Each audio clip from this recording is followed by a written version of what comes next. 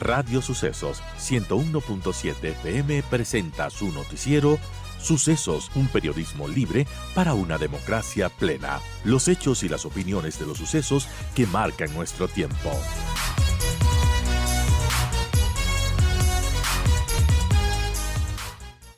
Estamos justamente con Pablo Begnini, director de Relaciones Internacionales de la Universidad de los Hemisferios, para hablar de estos temas. Lo hemos invitado para que, bueno, nos ilustre lo que podría pasar con estas tensiones que han ido increciendo en realidad entre Venezuela y los Estados Unidos. Y bueno, cómo tomar esta narrativa que también está impulsando el gobierno norteamericano respecto a que ya no se trata de una persona que está en un régimen dictatorial, se trata de un líder de un cartel de narcotráfico. Gracias, Pablo, por aceptar esta entrevista. Estamos con Pablo Begnini, director de Relaciones Internacionales de la Universidad de los Hemisferios. Bienvenido, Pablo. Y bueno, ¿cuál es su lectura de todo lo que está pasando? ¿Será un bluff de Donald Trump o esto podría ya tornarse algo más serio? Cuéntanos cuál es su lectura de todo lo que se está viviendo ahora mismo entre Venezuela y los Estados Unidos. Hola Verónica, buenos días, qué gusto saludarte y a todos los que nos escuchan. Gracias por la invitación. A ver, te puedo decir en primera instancia que efectivamente estamos frente a un cuadro que no se había visto ya en algunos años. No me refiero a las idas y venidas de las confrontaciones mediáticas que han existido siempre, o por lo menos en los últimos 20 y pico de años entre Venezuela y Estados Unidos. No solo eso, sino a un despliegue militar casi que sin precedentes. Digo sin precedentes por el tamaño de ese despliegue militar, es decir, la movilización de ese número de tropas de parte de los Estados Unidos, el posicionamiento de estas naves en el sur del Mar Caribe y ahora mismo también en el Océano Pacífico, da muestra de un movimiento que antes no se había llevado a cabo. Hay dos antecedentes históricos importantes, dos cortísimos. El primero es el de la ofensiva militar de los Estados Unidos en 1989 en Panamá a fin de digamos, encargarse, entre comillas, del gobierno de Noriega, y por otro lado un despliegue militar del 95 de los Estados Unidos en las costas de Haití. Pero más allá de eso, ahora estamos enfrentándonos a un panorama, como les digo, con pocos precedentes a esta escala. Y es que efectivamente, a partir de la designación primero de los carteles relacionados con el narcotráfico como organizaciones y blancos terroristas, esa es la primera designación importante que data de inicios de este año, finales de enero, inicios de febrero, y posteriormente la designación de Nicolás Maduro como un líder de estos carteles, hace que la configuración de la comprensión de todo lo que está pasando cambie radicalmente. Porque ahora mismo, en términos generales, esas organizaciones terroristas son blancos militares, primero, y segundo, con la designación de Nicolás Maduro como gobierno ilegítimo y luego como líder de uno de estos carteles, el mismo Maduro se convierte en un blanco. Técnicamente hablando, no militar ahora, pero sí buscado y perseguido por la justicia de Estados Unidos. Es tanto así que hoy en día se está ofreciendo $50 millones por la información que permita llegar a su captura. Además, hay carteles desplegados en Estados Unidos, incluso aquí en las Naciones Unidas apareció un cartel de estos, ¿no? De cuánto se pide por Maduro. Qué curioso, sí, no solo uno, sino varios, ¿no? Pero claro, ahí tenemos que posicionarnos en otro ámbito para comprender lo que está pasando. Y es que mucho de esta ofensiva viene dado también o mejor dicho, en el ámbito discursivo. Aquí importan mucho las imágenes, las posturas, las declaraciones. Escuché precisamente a propósito de lo que les menciono en este momento, escuché ayer a la portavoz de la Casa Blanca que respondía un par de preguntas, como siempre lo hace en las ruedas de prensa de la mañana, y ella claramente lo repite, ¿no? Sus palabras son contundentes, es decir, Nicolás Maduro es el cabecilla de una organización narcoterrorista, es un presidente ilegítimo, desconocido, por supuesto, no reconocido por los Estados Unidos, y vamos a hacer todo lo que esté en nuestras manos para desplegar capacidades técnicas que rompan con esos flujos de narcóticos hacia los Estados Unidos. Y bueno, frente a esto y a estas tensiones que se han ido incrementando, Pablo, ¿qué se podría esperar? Porque, bueno, ya incluso Diosdado Cabello dijo, estamos preparados para lo que sea que tenga que venir, que va a ser duro. Es decir, ya se están mentalmente preparando para algo que podría ser inédito en la historia de Latinoamérica. Parece que es así, pero vamos también por partes. Repito, mucho es postureo. Es posible que de que todo esto sea una gran cortina de humo. Hay analistas que creen que de hecho es así, que lo que se intenta hacer es políticamente desviar la atención de otros temas que están, en los cuales hay mucha más tensión. Pensemos en el Medio Oriente, la crisis humanitaria, eh, en el este del Mediterráneo, pensemos en la relación o la intervención de los Estados Unidos entre Rusia y Ucrania, es decir, existe esa posibilidad. ¿Qué puede pasar? Yo últimamente planteo la, la visión de que podrían presentarse tres escenarios. El primero es que con todo esto Estados Unidos esté ganando legitimidad frente a lo que está haciendo, que creo que ese es el escenario más probable de todos. Es un poco aburrido porque no nos llama mucho la atención, es decir, militarmente no va a pasar nada, pero lo que sí está sucediendo es que poco a poco se están legitimando las acciones de los Estados Unidos y Nicolás Maduro está está siendo humillado públicamente a nivel internacional por su incapacidad. Solo, además, ¿no? Exactamente, por su incapacidad política, es decir, de recopilar aliados en la región. Tomemos en cuenta que son ya 10 países, si no me equivoco, de Latinoamérica y el Caribe, los cuales han manifestado su apoyo directo a los Estados Unidos, incluyendo países muy cercanos a Venezuela. Hablo del Caribe y las islas aledañas. Y claro, evidenciando que Maduro está más solo de lo que uno pensaría, salvo casos específicos de apoyo político muy puntual, ¿no? Colombia, por ejemplo, México, que si bien no se desmarca, se sabe de qué lado está, y quizá Brasil, que no se ha pronunciado como uno se esperaría, ¿no? Pero de ahí realmente está solo. Luego, evidenciar a través de las imágenes que todos hemos visto que las capacidades militares de Venezuela son muy limitadas.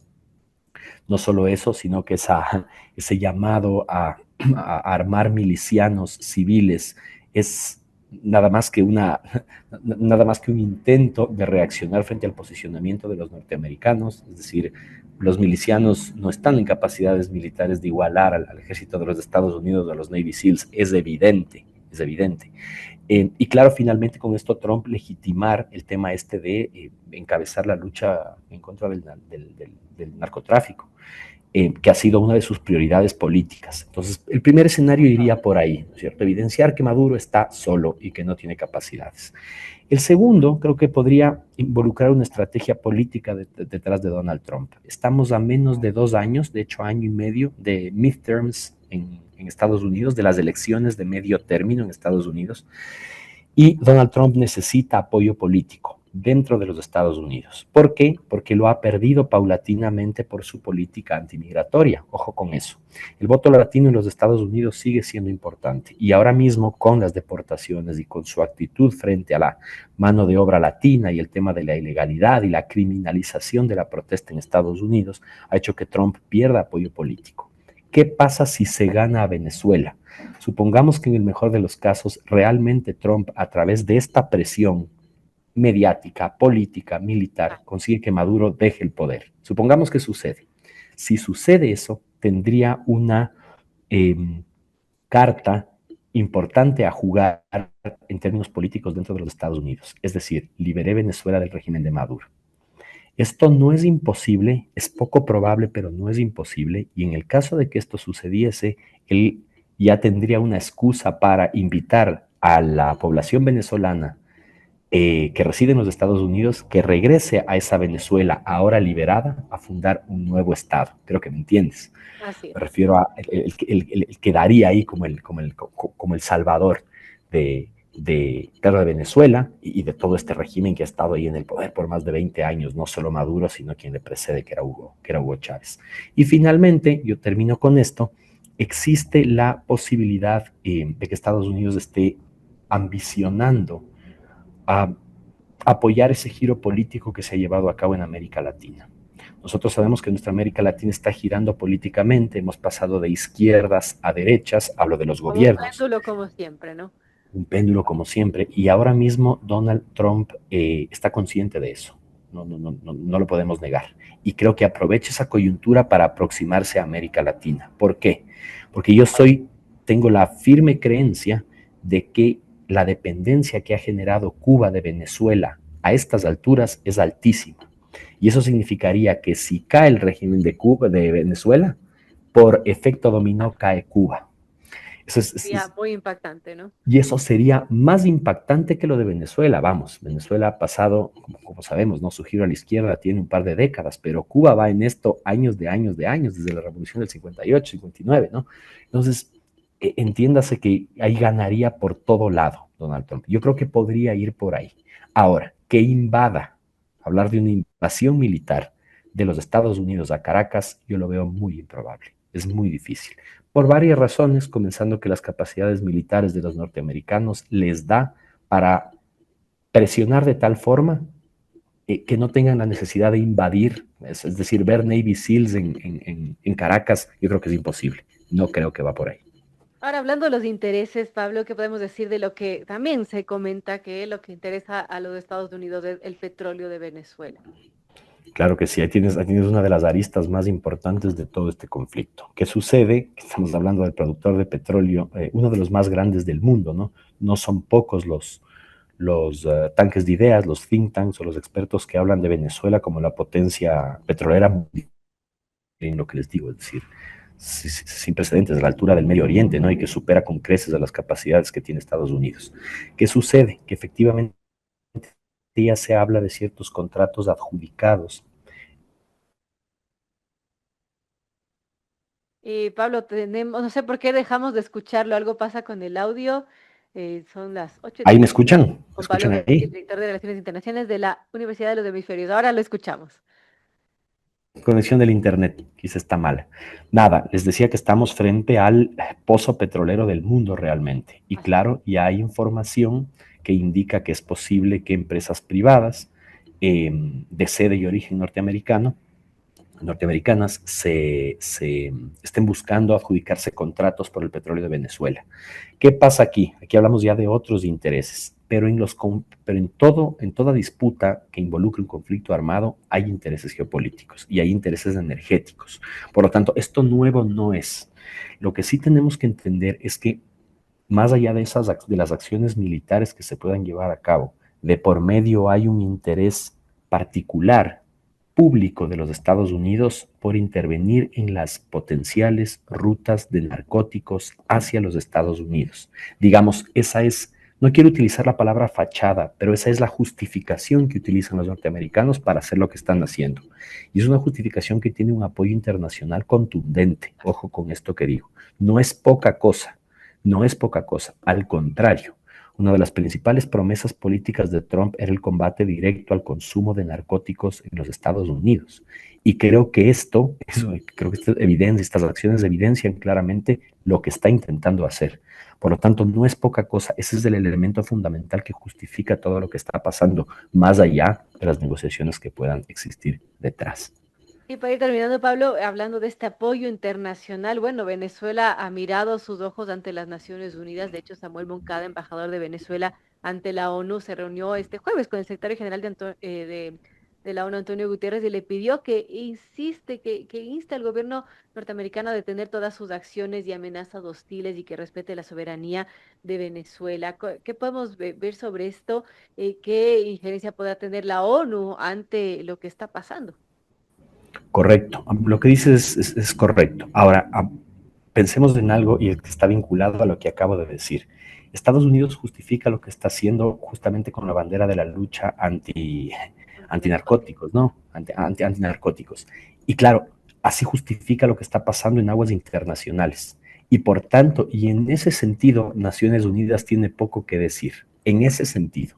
Ahora, si es que hablamos de amenaza, amedrantamiento o ya en términos militares de un cerco naval contundente, es posible que se pueda apelar a la Carta de Naciones Unidas, ¿no? Y claro, en este caso la ONU primero insta a través de los medios diplomáticos formales a que Estados Unidos desista, pero posteriormente podría actuar con los mecanismos formales a través de sanciones, por ejemplo, ¿cómo se llama?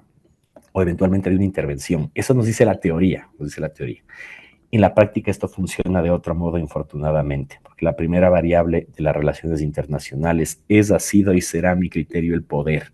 Esto significa que con la influencia que tiene Estados Unidos en el marco de todos los organismos multilaterales, por lo menos de orden liberal, incluyendo Naciones Unidas, es muy difícil que la ONU intervenga directamente ahí y aplique sanciones directas de Estados Unidos. Súmale a esto la lucha y el combate en contra del narcoterrorismo, es prácticamente imposible que se intervenga.